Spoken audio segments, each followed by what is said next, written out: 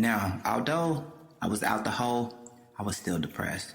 I never paid any attention to this multi-purpose room, which was used for video visitation. Never occurred to me to even go in this room. They had 4 different stations. It was called Home Wave. This machine was like this. You typed in whatever number you wanted to be in a video chat.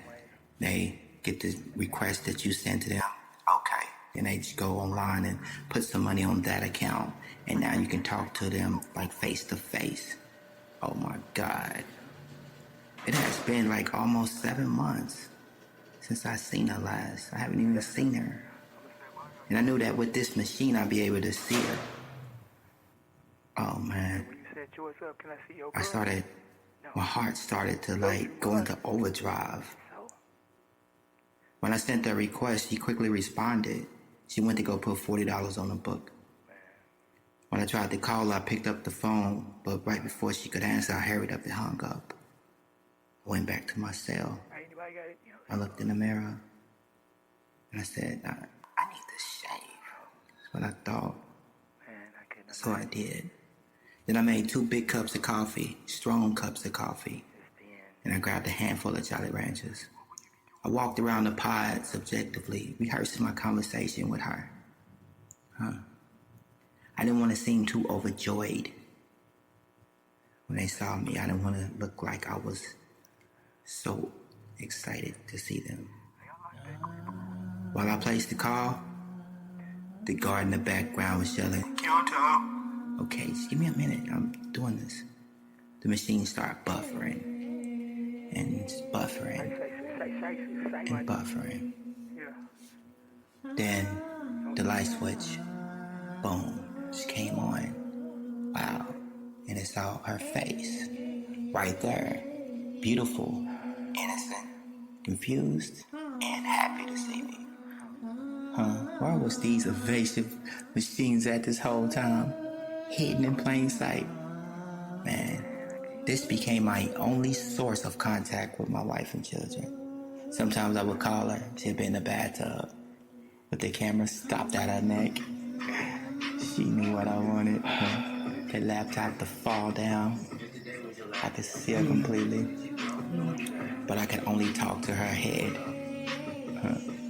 I thought to myself, stand up. I asked her to stand up. It kind of caught off guard when she looked at me. She paused.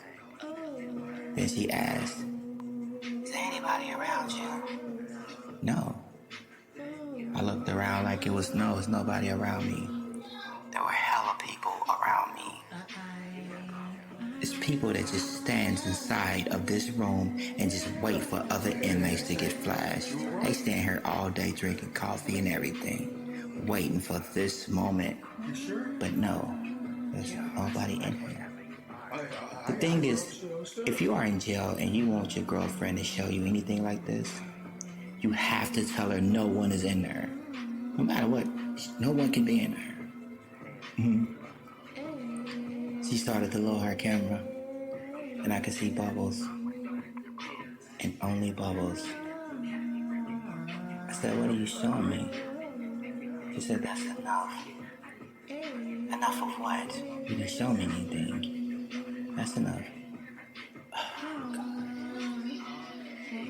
Then just out of nowhere, she just stood up out the water like a goddess, completely dripping wet. Oh my God, I had to take a break.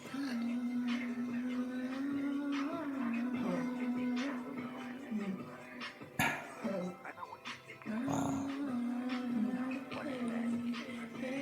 Then she grabbed the camera. He said, that's enough. I told her, that sexy voice. All the inmates' eyes was burning through my little chat box over here. They got their own video chats going on, and their heads are turning backwards looking at me while they're on the phone video chatting behind me. It's crazy.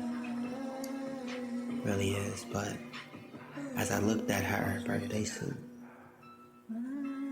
I knew to myself that I would never be able to touch her again.